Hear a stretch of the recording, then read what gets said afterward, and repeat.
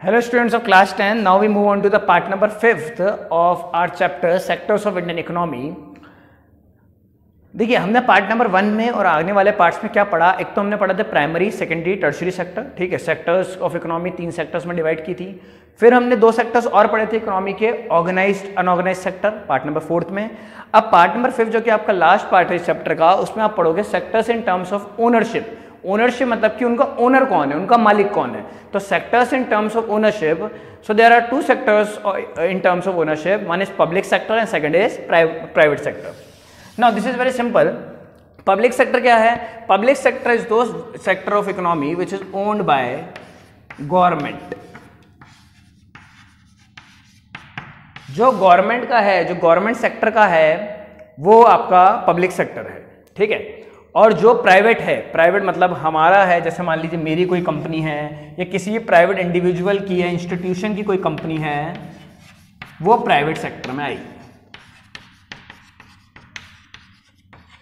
ठीक है। तो बहुत सीधी सी बात हो गई कि पब्लिक सेक्टर मतलब owned by government and private sector owned by private individual. Public sector का एग्जांपल जैसे कि railways is a Holi government owned sector, so it is a public sector.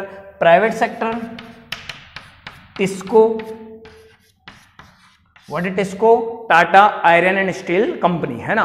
तो Tata iron and steel company एक private company है, तो private sector में आएगी। Railways एक गवर्नमेंट कंपनी हो, पब्लिक सेक्टर में आएगी।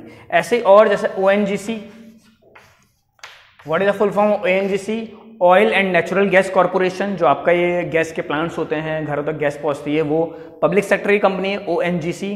प्राइवेट सेक्टर में और नाम लिखना चाहें तो रिलायंस, ठीक है। तो ये कंपनीज प्राइवेट इंडिविजुअल ओन करते हैं, तो प्राइवेट सेक्टर में आएंगी, जैसे कि टिस्को एंड रिलायंस।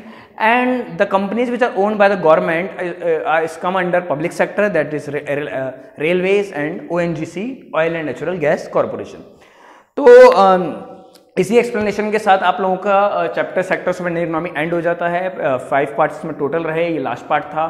अब आपको पीडीएफ फॉर्म में इसके क्वेश्चन आंसर्स प्रोवाइड कर दिए जाएंगे। पहले ये वीडियोस देखना बहुत इंपॉर्टेंट है, क्योंकि इसमें आपकी अंडरस्टैंडिंग होगी।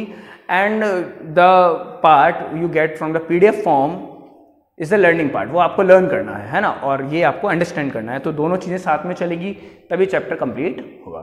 So thank you.